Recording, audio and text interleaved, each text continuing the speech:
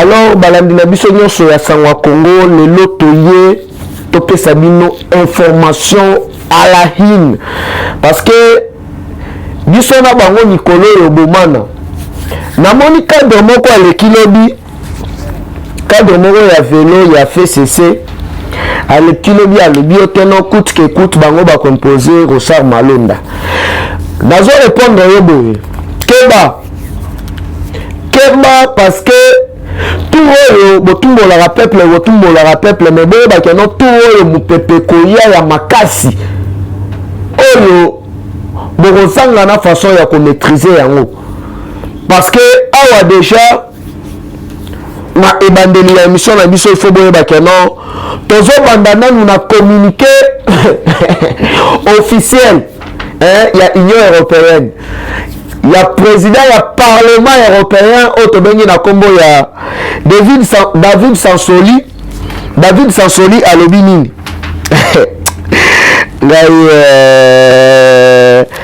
David Sassoli à l'obinini. Crime mon côté posé en RDC et Koleka inaperçu. À ce non, non. Parlement européen, non. Commission, il y a Union européenne, na États-Unis d'Amérique, na Nations Unies, va soutenir chef de l'État, na démarche nae azali na yango ya kosala tribunal pénal international.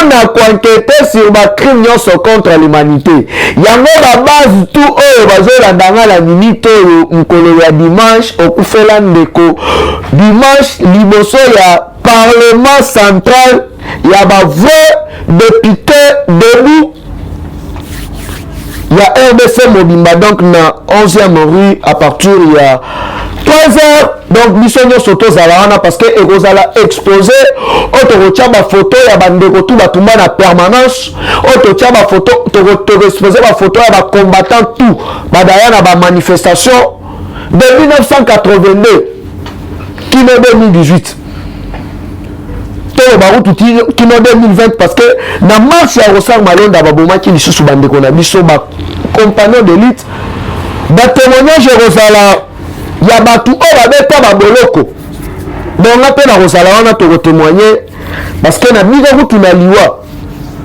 kala batu bakanganga babi peti yo yokaka te po ya nini nakomolela mama mina kufa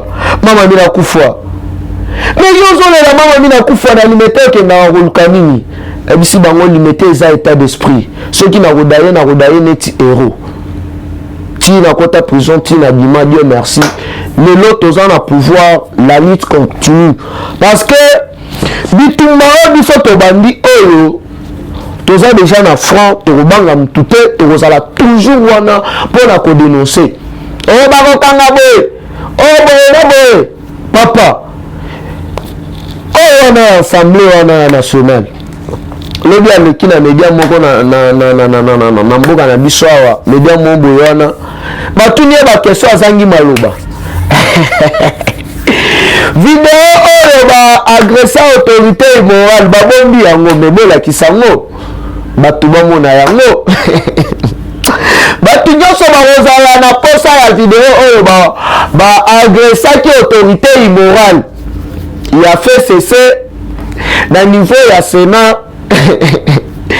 obengi na otindelo yango dans programme à mapingi ya ofele tokopanza yango congolais nyonso il faut azala nango crime posé de 1999 kino 2018 contre l'humanité sikoyo awa bacomprendre que non Union européenne nanu lobi David Sassoli oyo azali président ya parlement ya Union européenne basalaki vidéo conférence na Ursula von der Leyen oyo azali présidente ya commission ya Union européenne basalaki conférence vidéo na Charles Michel oyo aza conseiller administration ya Union européenne ya keno ba maintenir ba sanction ya ba criminel nyonso économique ya ba criminel nyonso contre l'humanité oyo basali na RDC donc eza ya koinda parce que moko ya porte-parole ya Union européenne à lobby kolimbisa Kabila et kozala maman na crime contre l'humanité.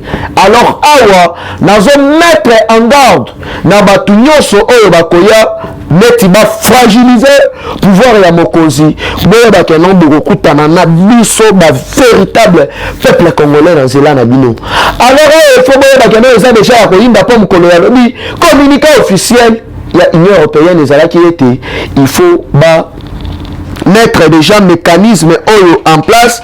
Il y a tribunal pénal international na niveau ya Est parce que boyebi ba crime trop elekani na Est, donc na Est na Kasai et puis na niveau ya Mbandaka na ba Congo pour na ba crime ya Bundu ja Congo, Bundu ja Mayala oyo auteur na yango ezalaki Hippolyte Kanambe.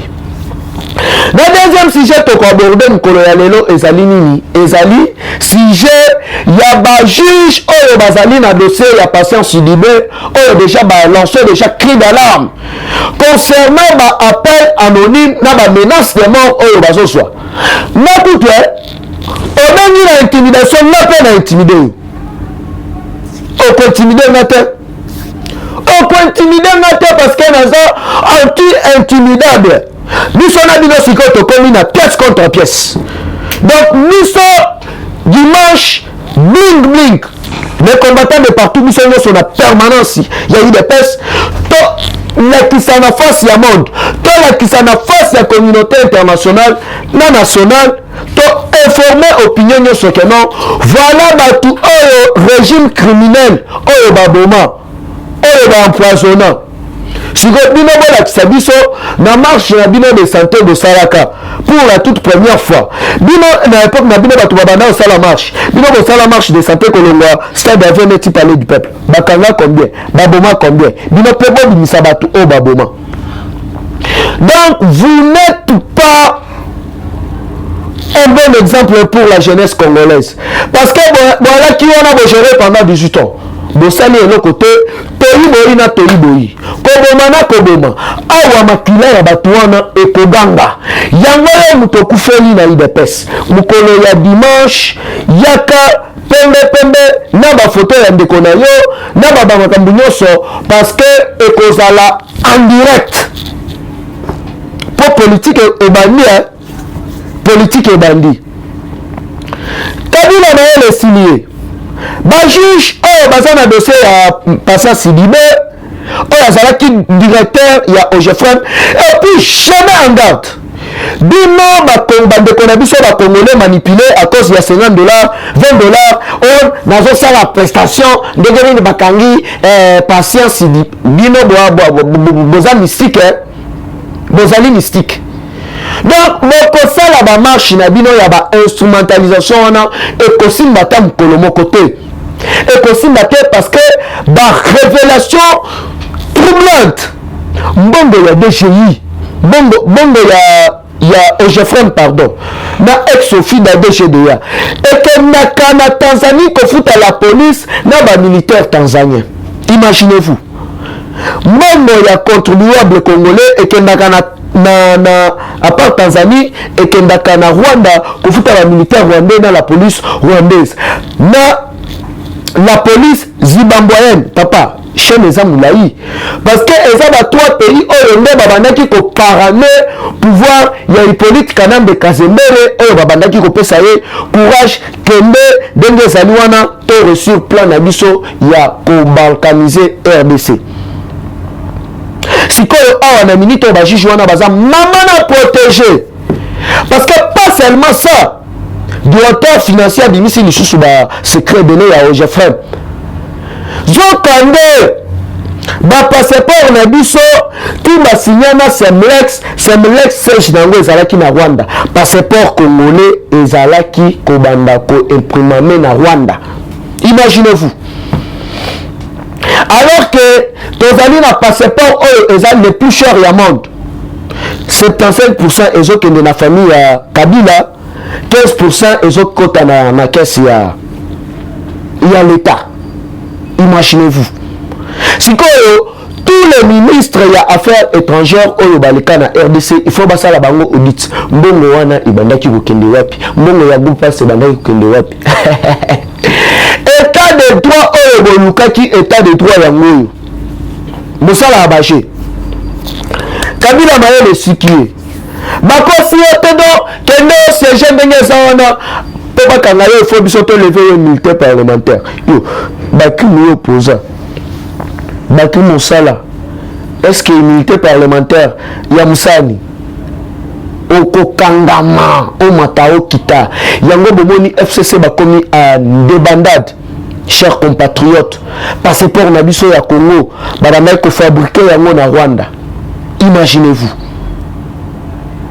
250 dollars américains. Donc famille Kabila bazui 250 et comme le ministère des Affaires étrangères chez Kitunga Akati, Raymond Chibanda Akati na caisse à l'état moins 5 et koko na caisse à l'état.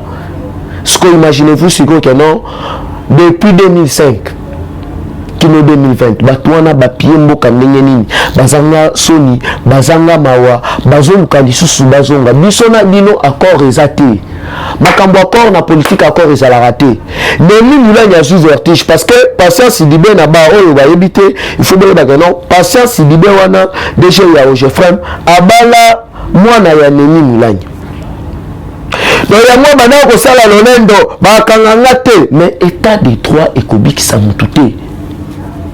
Awa donc le 25 ans pionnier ko beta matata pour le Muzito Adolphe Muzito à la barre. Bosali otenon balkanisation ngo zokande ba mamana bangolima 530 millions de francs congolais au babana ko détourner par mois. Na poche tout babongo mususu donc biso congolais azosala musala bongo zokende kofuta ba militaire tanzanien.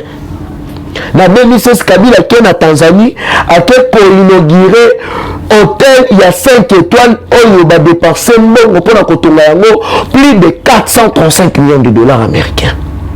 Na carte à Tanzanie au fondation Joseph Kabila yo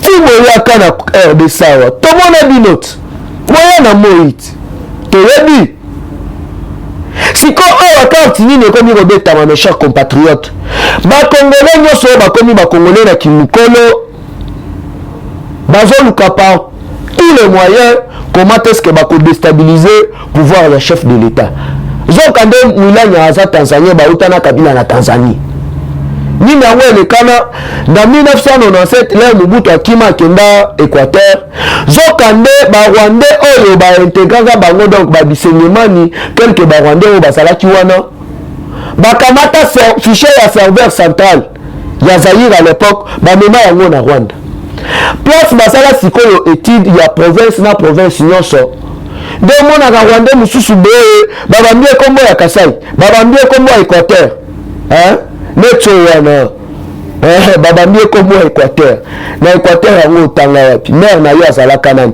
parce que toyebi ke non ogéra entreprise moko boye ya bisengemani à l'époque na Zaïre ozalaka na nationalité moko boye wana tomona bamosusu baza kuna oyo basena soi-disant sénatrice mais bapesa yo baresponsabilité awa na Afrique donc tu lelo bila na yo toyeba yango te basebe na bino tu toza nango awa alors là bolingi ko garder bande te boyeba ke non tokobimisela bino yango pièce par pièce donc chapitre par chapitre mokili mobimba eyeba bouti wapi bose retrouver ndenge nini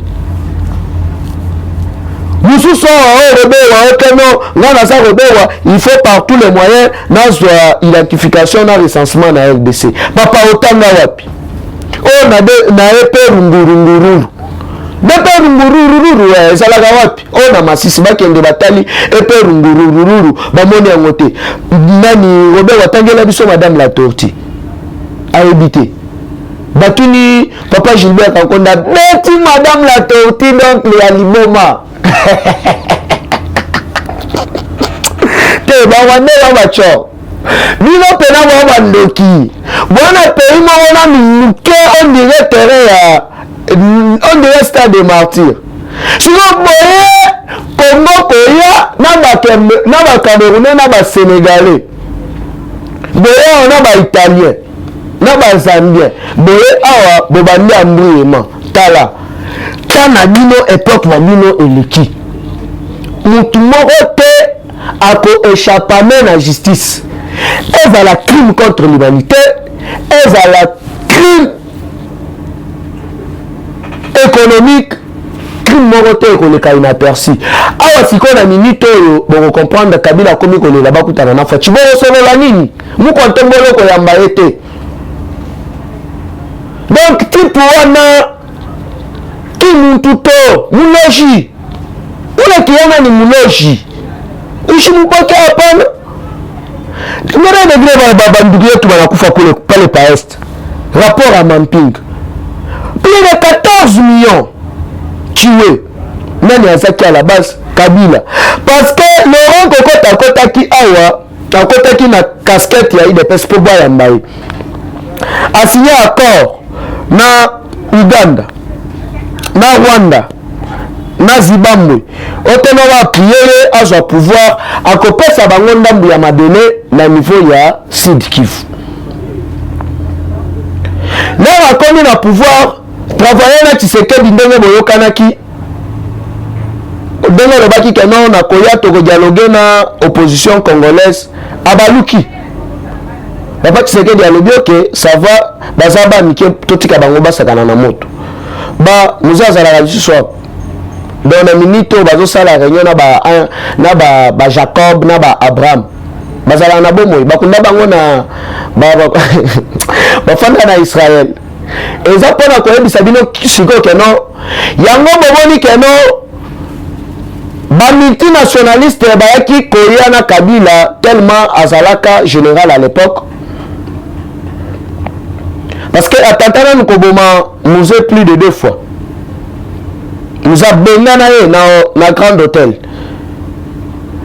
place kutu bogoye baba vérité mususu keno ti mundabi akufaki parce que azalaki témoin oculaire ti bazo bengana Kabila et pas musée na baba oyo sikoyo Kabila keko kongola ba groupe nyonso armé wana kotisi bango boya to resir cop na bino to semena cop na biso to semena no trouble na niveau ya est donc batambo mamba oyo ba robé wa sont des militaires baba politicien te mais si les places oyo kaki keno Wangsia donc envoyé na Grand Lac ya Nations Unies azoya awa eza pona makambo wana donc bakor wana ekwei 90 ans bazao na sommet Kagame kimake ona koya Museveni ona koya Ndashini ona koya donc eza keno makambo wana tu abupia toyebi yango te parce que bazala wana na Claude Ibalanki oyo azali directeur ya mécanisme national ya suivi ya corps Addis Abeba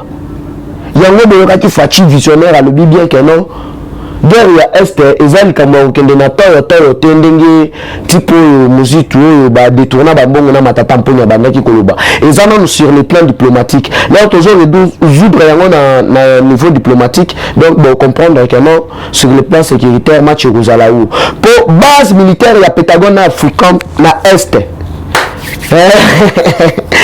mon vieux espérant chingoma cha mwambui donc bako pakata mangu ya kosarana te est Kasai central Kende Kinshasa Africom sous contrôle des États-Unis d'Amérique déjà na retour à vacances parlementaires à Facha ebisaki déjà Tambo Mamba na Janine Maboul na premier ministre alobi tout mutogoya na mayu ya oteno projet de loi songolo kindani donc na dissoudre Assemblée nationale sans hésitation fachi biso peuple congolais toza simana yu alors torubanga mutute torubanga eloko parce que toza ba kolo mabele oyo eza mabele ya Kimbangu eza mabele ya Dr Etienne Tshisekedi wa Mulumba eza mabele ya Lumumba ezali mabele ya bakoko alors mutu ayela biso intimidation te donc toza awa toza pona ko dénoncer alors faut boyeba déjà que non na maison militaire mukolo ya lobi banomaki déjà chef ya maison militaire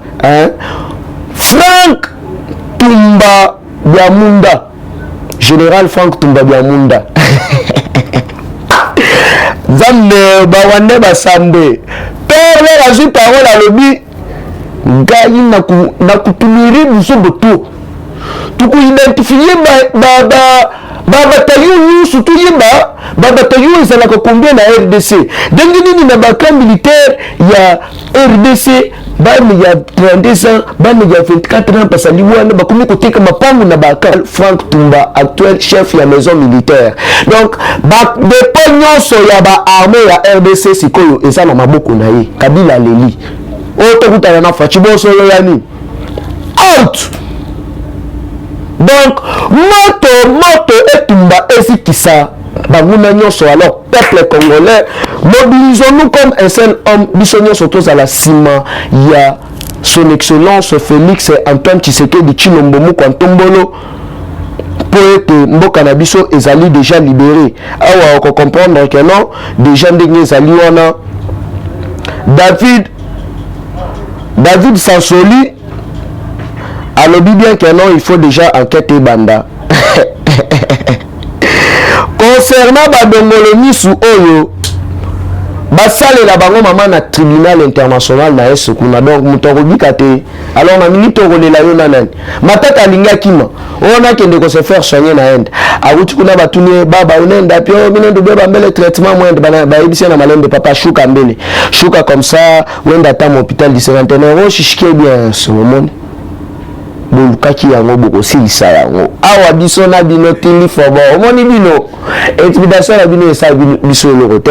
Alors mes salutations na maman Adèle Yombo moi Malu association Tukangai Tubidji, donc mère moko bien na kati ya France. Maman Georgette Mujinga, maman Alphonsine partenaire stratégique na Edmonton, Myriam Kabengele. Vraiment, on est toujours ensemble. Maman Célestine, à Montréal. Mon vieux Marie-Paul, mon vieux Chiquito Mouchachino, Roger le combattant. On est ensemble. Moi, Nakoli, on est toujours là. Bébé Héron à Paris, on est toujours là. Numéro d'Anga, moi, Nakoli, est toujours le même. Plus 243 89 784 33 42. Plus 243 89 784 33 42. Big up dans les prochaines numéros. Eshima, votre magazine qui bat au rythme de l'actualité. Retrouvez la nouvelle édition. Exclusivité. 60 ans après l'indépendance, État de droit sous le leadership de Félix Antoine Tshisekedi. Le 5e président de la RDC s'est jeté dans un combat sans merci pour l'instauration de l'État des droits. Contre vents et marées, Fachi Béton décide d'en finir avec une politique d'impunité, la gratuité de l'enseignement de base, l'amélioration des relations diplomatiques, la sacralisation du Conseil des ministres, l'indépendance de la justice, le redressement de la RDC. Focus au Katanga. Le gouverneur Jacques Kiaboula construit les routes du Haut-Katanga pour relever le défi du social et du développement. Le but est d'inonder Lubumbashi et les autres centres urbains de produits agricoles tout en baissant leurs prix. Découverte, nommé directeur général Barnabé Mouakadi veut rendre la DGI plus performante. Dossier Eshima, l'église s'éloigne du milieu du village. Interview, porteur d'espoir dans la lutte contre Covid-19 grâce à l'Artémisia, le docteur Jérôme Mouniangui juge son expérience en RDC. Loi des finances publiques 2020. Le VPM Jambo de Mayo atteint ses objectifs. Économie, jusqu'où ira les francs congolais? Retrouvez l'intégralité du magazine Eshima dans les kiosques. Eshima Magazine, un nouveau standard d'information.